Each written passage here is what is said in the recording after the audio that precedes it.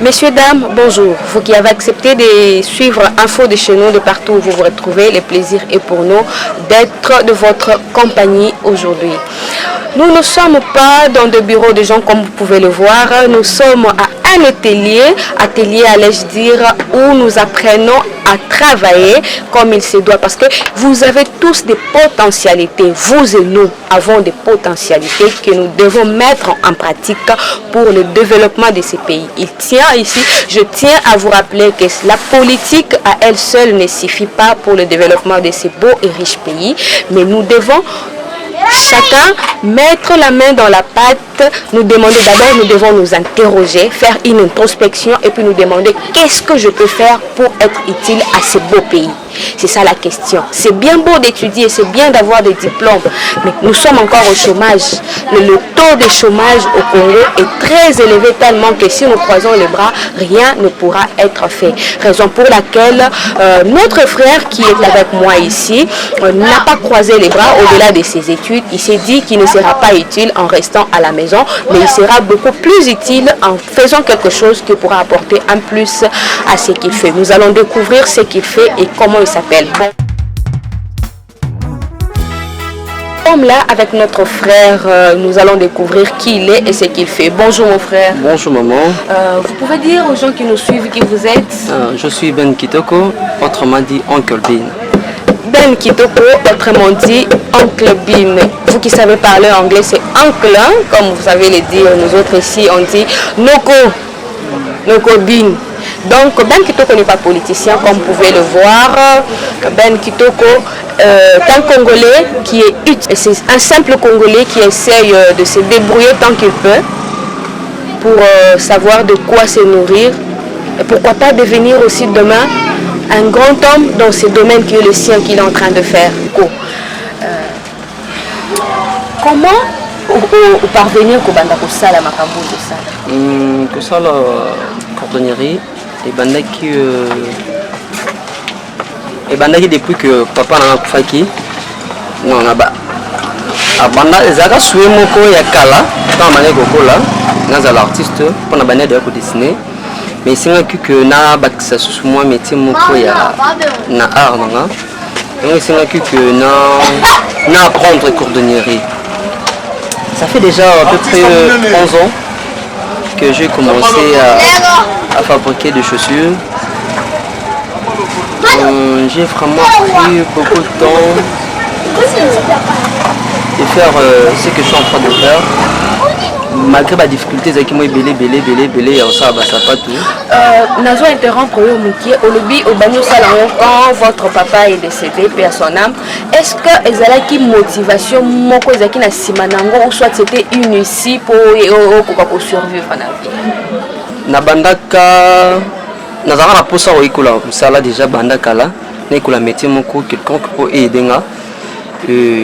Ton papa sous akufi et pour ça qu'il a sousuna qui ne peut pas ma casse parce que j'avais pas quelqu'un qui aider nga ina continuer l'étude supérieure dans donc c'est un cas qu'il faut na kende na ikola métier oyo mais nathan nazala ki wana ton papa pour faire que j'avais pas comment mutumo rose a pembe pour aider nga na ikola ba chaussure parce que moi ba recherche moi belé pour na luka nani akoki pour aider nga ça va nous ça ba chaussure et il n'a kutana kina grand frère mon côté semble avec une église. Mon maître Isaïe Landou, je le salue partout, Azali. Il est même d'apprendre la cordonnerie, comment ça va pas tout. Ça l'a qu'à peu près 2 ans et demi. Après, j'ai eu ma maître, finalement ça va pas tout. Mais l'expérience, déjà, ça fait déjà 11 ans. Ça fait 11 ans au Salaka. Est-ce que vous avez des difficultés au rencontre à la difficulté, c'est vraiment ébélé. La difficulté c'est à côté vente c'est minute on est commencé à vendre sa ligne. La difficulté c'est à côté vente, la difficulté c'est à matériel tout ça la matérialité autre ça la multiplication à chaussures bouées tout ça dans la journée à 100 pièces 250 pièces mais difficulté tout ça dans la journée moi tout ça la pièce moko na même sur moko domi bali. La journée. Oui. Ce qu'on a côté combien de paires la journée? La journée déjà, la journée natekaka perte na semaine nde natekaka bapeur même souvent na 2 peurs 3 paires na semaine totekaka mais pendant la journée chaque jour oye oteki sapato wana komezaka te. Par rapport à Ndengo Tekaka, est-ce que Bakbandimaka va ça facilement par rapport à Obakenda Kosoma na boutique de marque? Oui. Dans la vente dans la ligne, les chaussures en oyo, na teka ngo ba 120 $130. Na maison normale, ce ba ikosoma ba 85 $, 90 $, 85. Si quoi différence c'est ligne entre Bao Basumba Kawana na Oyo Sala parce que na moni m'a pris déjà, il y a une différence. Différence c'est ça par rapport à Poso, sur tali bien, ça tu voilà. Poso c'est moins différent par rapport à ba Oyo bande connaissance bazo ya kanango awa na durabilité et ça vraiment makasi sentir que ça met les amakasi Poso ça makasi même si au le konamai aux ali vraiment na moins durabilité à makasi et panzani là qui durant pa ça pas tout exact na tamulai. Est-ce que nous sala wana o zwaka ba question mususu et sala que c'est décourager nos sala aux gens bon mususu bazo discréditer au genre que ils ont sala mon quoi bateau ba kenda classe de trucs pareil. Oui. Ba traiter biso na ba façon nyonso ba retraiter que pose à la gare cordonnier c'est aux abambisa lipapa selon les Congolais ou bien ou l'ingénieur classité il y a un ko la cordonnerie mais cordonnerie ça me est très difficile. Naza diplômé d'état j'ai fait l'électronique mais que université dans ça la réseau informatique mais moyen simbété et apprendre chaussures c'est difficile. Ils ont calculé les mathématiques, ils ont ma casse. Pour ça, mathématiques, au ça, ça peut être. Ça, mathématiques, au ça, ça peut être. Propriété. Ils ont même ça, bazo baté. Ils ont même ça, à Tamaïle. Cordonnier, comme ça, à Tamaïle. Ce qu'on a bandé, oyo balingara ko sala boité, o balobika que bino bo sala comme je venais de dire, bato bakenda classe T, balinga tanga classe T. Et nous commis no boye bisa bango pour que ba meka ko changer mentalité. Conseil na ngeza vraiment belé na bandeko oyo balingaka ko sala ba désordre bato bakuluna oyo bazuluka bibisa image ya mboka na biso Congo. Il faut apprendre quelque chose. Si on va apprendre quelque chose et aider bango, bâti comme ça dans mon sala. Tous en cordonnerie, tous ont sa formation en cordonnerie. Comment apprendre au comment dans mon métier mon co la vie pour aider yo.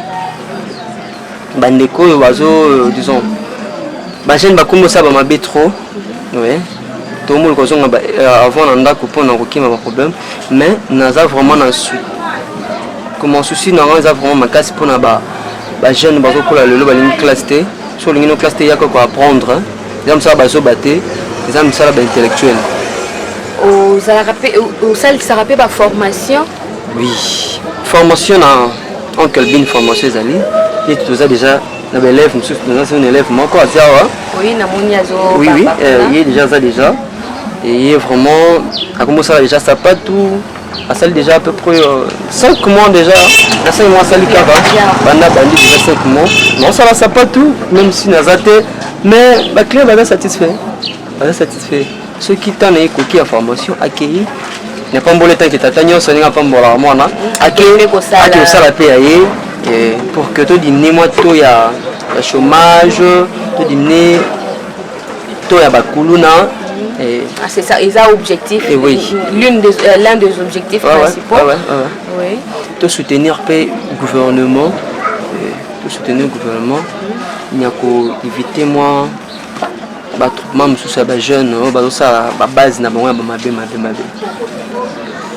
na sepeli ezala qui penza bongo très bénéfique et enrichissant. Qu'est-ce que tu as un message particulier à lancer à ceux qui te suivent?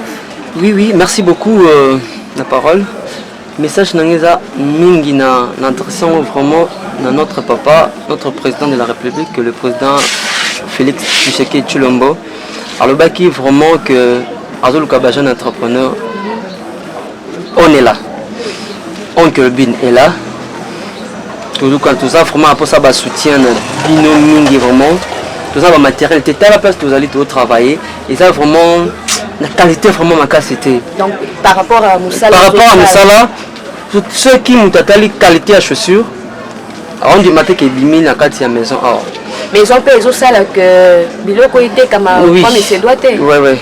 Par rapport à l'image de la maison, il y a d'autres personnes, bah mon qui non maison non, bazo tu te vu ça par rapport à la maison la biso bon entre ça vraiment bien été oui. Mais à soutenir biso vraiment entrepreneur au baou le biso tout ça on a bien quitté kazawana Oncle Bin société Oncle Bin et zawana pour soutenir biso pour tout ça na grande entreprise na mboka na biso tout tomoni aux an atelier ndeko na biso ben kitoko ko l'exception bon na bato bazolanda onano balimba yeba kombo na nani na bengami ya kombo ya Jonathan Tamovitien. Oui, Jonathan Tamovitien. Ok, Jonathan Tamovitien. Pardon, kombo no yeki makasi. Tamovitien. Bolim sanga so na massacre en pardon. Ndeko na atelier au salani. Na ça presque tout. Ça la presque la réparation, la montarapé de fois, l'oignon c'est ça la sala. Na la kisum ça.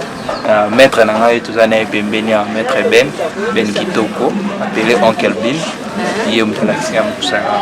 La kisum sala. Oui. Na ndenge pe la kisum sala au CPL. Oui, na CPL vraiment. C'est vraiment na uta aku musika mais na ya latia na uta ça les cas bien les gars très bien za genre ba mettre bazala ka trop exigeante ya net trop exigeante toi za cool on dit maté to za kavma na relation entre on dit maté entre un grand frère et son petit frère et les gars qui bien za maté qui mettre ba konza ka tout ba ngora te imane libéral na tout. Ah ok. Pourquoi ça va déco bazanda? Quoi ça va bateau. Vu notre situation tout traversée en Congo, il y a chômage. Premièrement, on a gradué en droit, mais je me suis pas arrêté wana. Je voulais avancer. Na baksa moi un truc, on a yebi moi un métier moi pour me permettre de continuer d'étudier. C'est un gradué, nazo interrompre gradué en droit.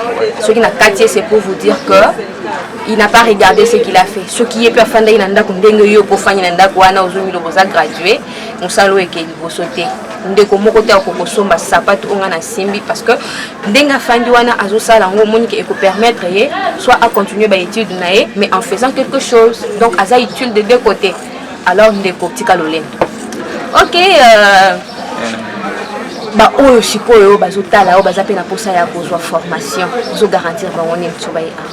So baye avant baza na bango bakozala bien traité et puis en plus bakoyeba na bango na facilité. Moi je fais que 5 mois. C'est même quand tu peux ta France, ou ta Turquie, ou ta Chine, mais nous aussi on est là. Venez consommer nos chaussures, venez consommer nos œuvres et vous ne serez pas vraiment dessus. Les bangas n'ont vraiment mingi soutien n'angai bela mingi na mukonzambo kande à soutenir biso ba jeune entrepreneur. On n'a pas de moyens, ba finance ces athées. Tout l'équipe vraiment soutient ba entrepreneur, ba grande personne politique, ba ministre, numéro 1 DG il y a FPI, tout ça vraiment la poste na bino pour soutenir biso vraiment. Ndeko na biso asengi soutien pour namusana yekende liboso. J'espère que vous ne ferez pas la sourdure d'oreille pour répondre positivement. Il n'a pas seulement demandé soutien à pas ma grande autorité. Vous avez beaucoup de moyens et vous trouvez que ce que fait notre frère est vraiment important pour le développement de ces pays. Non seulement pour le développement du pays, mais c'est aussi un plus. Ça aide aussi la jeunesse à se développer, à s'épanouir. N'hésitez pas, ne croisez pas le bras. Notre frère est là, il va vous donner ses coordonnées et puis il va vous dire où vous pouvez le trouver facilement pour que Moussalane Kende Liboso, parce que ce sont des initiatives encouragées. Nous sommes fiers de porter ce qui est fabriqué ailleurs. Pourquoi pas être aussi fiers de ce qui est fabriqué par les dignes fils de ces pays qui ont refusé, ils se sont refusés le luxe de voler, faire la vaillucratie, mais ils sont là à apporter un plus dans ces pays. Alors faites quelque chose aider notre frère à bien faire son travail parce qu'il est là pour vous. Frère Ben Kitoko, on va atteindre le ndengene. Merci. Baosu banga posa ko edenga ko sunganga oncle Ben Kitoko. Numéro nanga isa 089 15 15 903. Je répète encore 089 15 15 903. Là-bas, au bazar étranger, code des arts plus 243 89 15 15 903 plus 243 89 15 15 903. Adresse, il y a Oncle Bin et Zali, avenue Kimpoko, numéro 21, quartier 5, commune Angile. Référence est ça. Sur aussi transport partout aux Ala, au Kokito, qui est en Victoire, aux Sainte-Thérèse. Sur qui Sainte-Thérèse, au Luki boulangerie idéale, non loin de boulangerie idéale, Kimpoko 21 et Zawana. Voilà, on contacte les choses. Ok, messieurs, dames, Bissotoza Awa, na Kimpoko 21, non loin, il y a boulangerie idéale, ndenge qu'on a besoin de copier Sabino adresse, Toya Kibongo, Kolak Sabino, Moussa Malamo, Ben Kitoko Azo Sala, Namboka Oyo pour ne plus nous répéter, ici Toloba Kiango, Bandeko, Tolinto Lobaka, Bino Bat Bofandi Nandaku, Bino Bat Bozo Lobakeza, Misala Saite, Moussala Saite Zalarate. Moussala Saite Zalarate, Moussala Peya Sony Zalarate. Tant que Moussala et permettre de vivre dignement au yibate ba o lobité tant que Moussala wana donc ata muto azote kamai azo le kananzela azo tambola na se amoi tant que ils permettre à somba lipana ya kolia ala lanzalate eza Moussala malonga il faut ko respecter Moussala naye bino bat bokani maboko na ndako ko kanga maboko yela o yelo côté alors que soko bimi na nzela ndenge ndeko na biso abimi ozala quelque chose. Alors je nous invite vous et moi à faire quelque chose. Prenons l'initiative ya kozala parce que na kati na onde ozawana ozana eloko moko zamba ti kati na o eko sala que soko tourner tête au tourner ménage au-delà ya ba étude na yo okoko sala.